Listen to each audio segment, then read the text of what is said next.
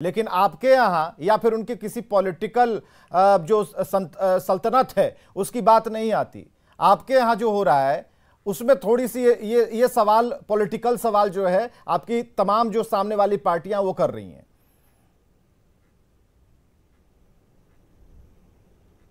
RJD, आपकी आवाज नहीं सुनाई पड़ रही है। अनवर हुसैन जी, आपकी आवाज नहीं सुनाई पड़ रही, सवाल सुना नहीं मैंने। अभिषेक जी को तो आवाज आ रही थी। संजय जी, आपको आवाज आ रही है? आवाज बीच में गायब हो जाती है आपकी। चलिए, सब आवाज आ रही है। तो ये प्रश्न थोड़ा ज्यादा कड़ा था या इसलिए आवाज नहीं आई? अब आवाज आ रही है आपकी, सवाल रिपीट करें आप। नहीं, सवाल इसलिए हम कहना चाह रहे हैं, सवाल रिपीट करें। हाँ, सवाल रिपीट कर रहे हैं कि ये जो सवाल था उस बात से जुड़ा था कि इनके यहाँ पार्टी किस तरीके से आम कार्यकर्ताओं को तरजीह देती। जेडीयू ने साबित कर दिया। उस दिन हमारा जो कैमरा था आपकी तरफ फोकस था, आरजेडी की तरफ, और यह था कि आरजेडी किस तरीके से इसका जवाब देती है। लेकिन आप लोग अपने पिटारे से जब दो नाम लेकर सामने आए तो एक परिवारवाद वाला जो आपके ऊपर जो एक हमेशा लांछन लगा रहता है वो अभिषेक जी लगा रहे हैं। दूसरी बात ये कि भाई यहां तो हमने एक आम कार्यकर्ता को दे दिया, एक कह सकते हैं कि एक ऐसे कार्यकर्ता को जो झोला उठाता और चला जाता है वैसे कार्यकर्ता को दे दिया। लेकिन वहां पर करोड़ों की बात होती है। जो ये अभी इन 2 सीटों पे आप बता दीजिए कि मसल पावर और मनी पावर कहां इन्वॉल्व दिख रहा है सर? जो 2 लोगों को दिए गए हैं टिकट, उसमें मसल पावर और मनी पावर कहां दिख रहा है? बोलिएगा तो और किसी प्रवक्ता को हम कह देते हैं आपका जवाब। मीडिया से क्या जवाब लीजिएगा? अभिषेक जवाब दे दीजिए।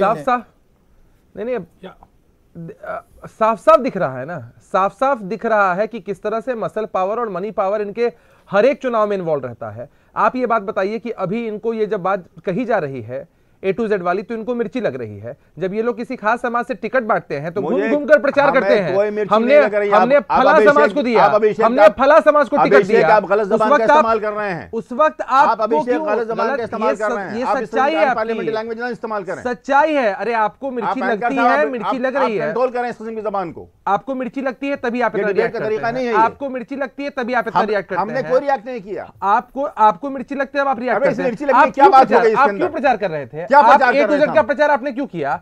जब आप किसी खास समाज को टिकट देते हैं, जब आप किसी खास समाज को टिकट देते हैं तब आप उसका प्रचार करते हैं। अपना सोशल पिताजी कहते हैं, पिताजी कहते हैं भूरा बाल साफ करो, बेटे कहते हैं भूरा बाल माफ करो। ये दोनों चीजें एक साथ कैसे चलेगी? ये आपका प्रोपेगेंडा जो पिछले 20 साल से एक साथ कैसे चलेगी? पब्लिक समझ रही है अनवर साहब, दोनों चीजें एक साथ कैसे चले? क्यों नहीं आपके जैसे एक साधारण कार्यकर्ता को टिकट दिया जाता है? क्यों किसी पैसे वाले को, जो पैसे से मजबूत हैं, जिनकी राजनीतिक पृष्ठभूमि उस स्तर की भी नहीं? अभी ढेर सारे लोग आपके यहाँ वेटिंग लिस्ट में थे, एक से एक लोग आपके यहाँ हैं। अब्दुल बारी सिद्दीकी साहब को क्यों नहीं चुना आपने? हिना साहब को क्यों नहीं चुना आपने? आप ये जवाब दीजिए ना कि जिनकी राजनीतिक पृष्ठभूमि किसी से मजबूत हो।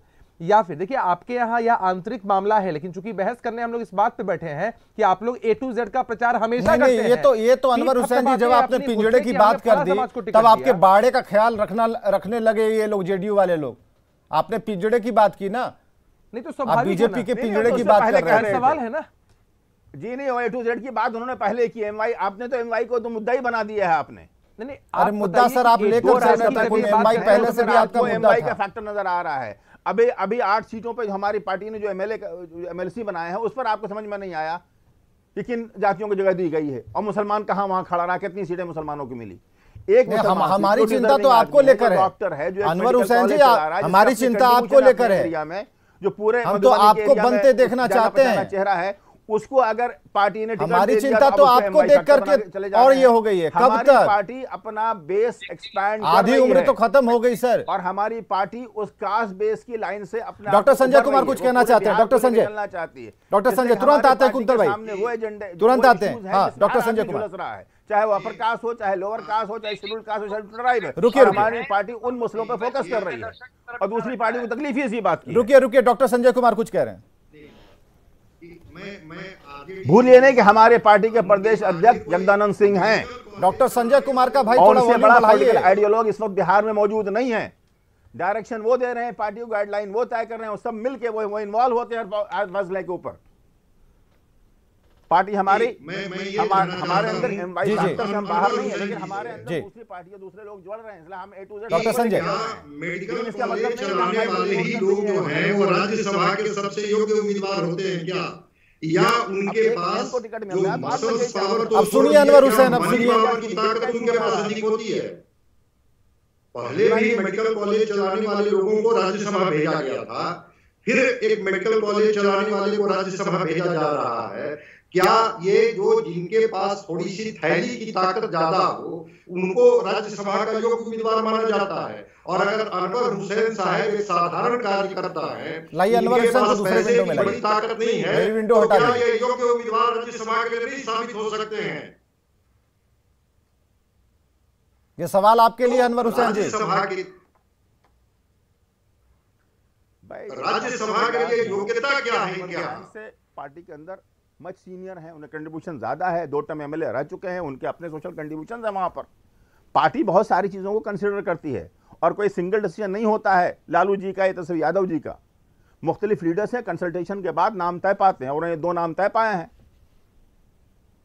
चलिए, इनके पास जो इनके अंदर नेगेटिव क्या ये बताइए। आपके लोग गए हैं तो उसमें अगर यूपीसी का नाम ले लिया जाए, पहले भी जो है वो कटिहार मेडिकल कॉलेज के जो ये थे उनको भेजा गया, फैयाज साहब को भेजा गया, तो उनके लिए योग्यता क्या यही होना चाहिए कि वो आर्थिक रूप से काफी मजबूत हों?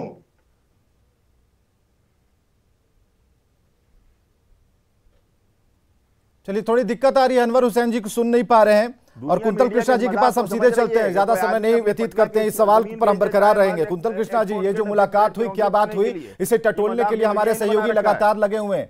आरसीपी सिंह के बारे में तो कह दिया गया कि भाई अब वो पार्टी को आधा करके चले जाएंगे, लेकिन ऐसा हो नहीं रहा। ये मुलाकात का जो दौर है वो अभी भी जारी है। हालांकि इस सवाल पर कांग्रेस का क्या सोचना है आरसीपी को लेकर, आप जरूर कहेंगे कि पार्टी के अंदर का उनका मसला है, हम नहीं कुछ कहेंगे, लेकिन आपके मन में जो सवाल है उसे रख दीजिए इस प्लेटफॉर्म पर। विवेक जी, हम ये बात नहीं कहेंगे कि पार्टी के अंदर का मसला है, क्योंकि राजनीति में हर चीज कयास और डेवलपमेंट्स पे ही टिकी होती है। कांग्रेस एक राजनीतिक शक्ति है, बिहार में एक राजनीतिक शक्ति है, कमजोर है या मजबूत है ये बात अलग है, तो हर राजनीतिक गतिविधि पे हमारी निगाह जरूर रहती है। एक बात मैं पहले खुले शब्दों में कह देता हूं कि राजनीति में 1 और 1 2 नहीं होते, बहुत बार तो होते भी हैं, बहुत बार 11 भी हो जाते हैं। इसलिए जो राजनीतिक मूव है उस पर तो नजर रखनी ही चाहिए। पर एक बहुत बड़ी सच्चाई ये भी है कि अभी तक जब तक हम लोग डिबेट कर रहे हैं, आरसीपी सिंह केंद्र में मंत्री हैं जेडीयू के कोटे से, अभी तक वो सांसद हैं और मंत्री भी हैं केंद्र में। अब वो गए हैं, ये बात, इसमें तो कोई शक नहीं है कि पहली प्रेफरेंस में उन्हें नहीं दिया गया सीट। इसमें भी कोई शक नहीं है कि लीडरशिप, जेडीयू की लीडरशिप उनसे नाराज है, क्योंकि जो मोस्ट फेवर्ड इंसान हुआ करते थे उनको सीट नहीं मिली। और उसका ये कारण भी है कि ऑफ लेट देखा गया है, इधर कुछ दिनों में हमने देखा है कि आरसीपी जी की करीबी होते जा रही है बीजेपी के साथ। तो इन चीजों पे तो ये राजनीतिक कयास की बात नहीं है, तो राजनीतिक हलचल है। और जिस तरीके से ये चीजें हो रही हैं और रोज बीजेपी और जेडीयू के बीच में खींचातानी हो रही है, ऐसे इश्यूज उठ रहे हैं जो कि स्मूथ एडमिनिस्ट्रेशन के लिए नहीं बने होते हैं। जैसे आप जनसंख्या का सवाल ले लें, जनसंख्या नियंत्रण कानून पे जेडीयू ने और जेडीयू के नेता ने साफ स्टैंड कर रखा है, जो कि अभी बिहार के मुख्यमंत्री भी हैं, फिर भी बीजेपी उठाती है। उसी तरीके से हम जातिगत जनगणना पे बीजेपी का सपोर्ट जेडीयू को नहीं है, तो ये खींचातानी तो है ही है। आरसीपी आज मिलने आए थे, क्योंकि अभी तक वो जेडीयू के सांसद हैं और आगे भी जेडीयू से वो सांसदी चाहते हैं।